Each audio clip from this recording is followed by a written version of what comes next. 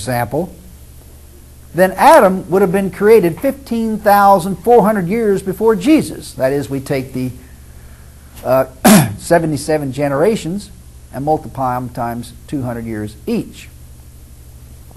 Thus the seventh day, or epoch, which ended before Jesus arrived, could not have been longer than 15,400 years.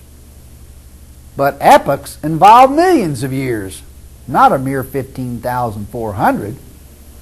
Moreover, if we attributed 15,400 years to each of the 7 days, then the earth itself would be a mere 107,800 years old. That is, we take these 7 days and we multiply it times 15,400 for each day.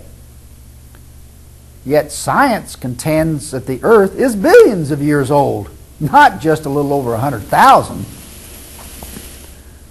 And finally, each day was divided into nearly equal parts of a dark portion and a light portion.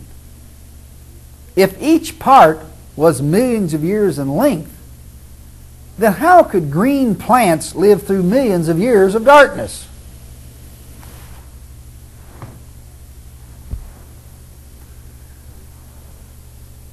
As far as this entire day-age deception is concerned, interestingly enough, many fundamentalists agree with our analysis.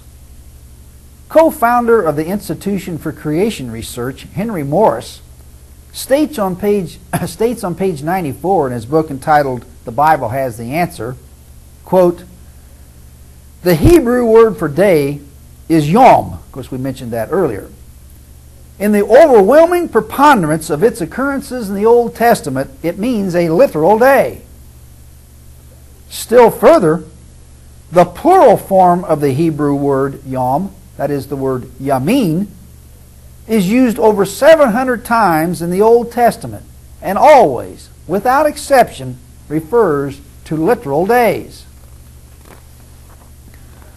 Morris then goes on to contend that the day-age theory, which he does not agree with, is as much in conflict with science as the theory holding that each day is merely 24 hours long, which he does agree with.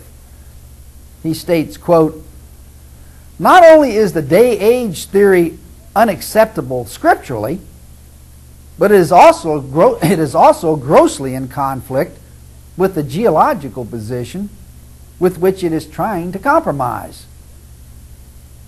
There are more than 20 serious contradictions between the biblical account of the creative days and the standard geological history of the earth's development, if we interpret the days as ages. For example," again this is still him speaking, "for example, the Bible teaches that the earth existed before the stars, that it was initially covered by water, that fruit trees appeared before the fishes, that plant life preceded the sun, that the first animals that were created were whales, that birds were made before insects, that man was made before woman, and many other things, all of which are explicitly contradicted by geologists and paleontologists." Well, there you have it. And that came from a staunch creationist, not a confirmed evolutionist. Professor Ryrie of Dallas Theological Seminary makes essentially the same point on page 185 in his book entitled Basic Theology, where he says, quote, "The word day, when used with the numerical adjective in the Pentateuch," that's the first 5 books of the Bible, "always indicates a solar day. Why would Genesis 1 be an exception? Indeed, this is true for all uses of day with a numeral or ordinal in the Old Testament. The qualifying phrase evening and morning attached to each of the 6 days of creation supports the meaning of the days as 6 24-hour periods. Evening and morning, each occurring more than 100 times in the Old Testament, are never used to mean anything other than a literal evening and a literal morning, ending or beginning a solar day." Unquote.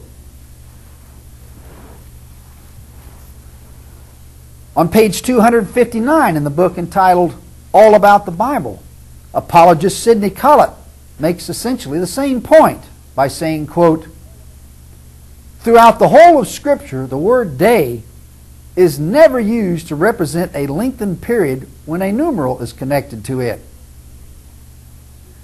In such cases, days mean days and nothing more, whether it be the 150 days of the flood, Genesis 8:3, the 40 days occupied by the spies, Numbers 13:25, the 3 days Noah was in the belly of the fish, Jonah 1:17, the 40 days during which the Lord was seen after his resurrection, Acts 1:3, or the 6 days in which the Lord made heaven and earth, Exodus 20:11, unquote.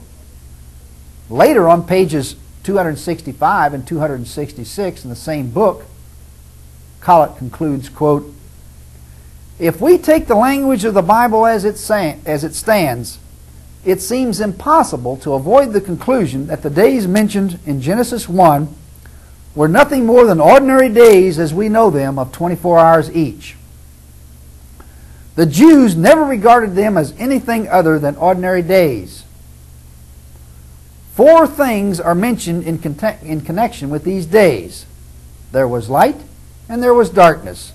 There was evening and there was morning. And I contend," this is Collett speaking, "that in the absence of any inspired word to the contrary, we are bound by all known phenomena to regard such words as defining natural days as we know them of 24 hours, one part of which was dark and the other part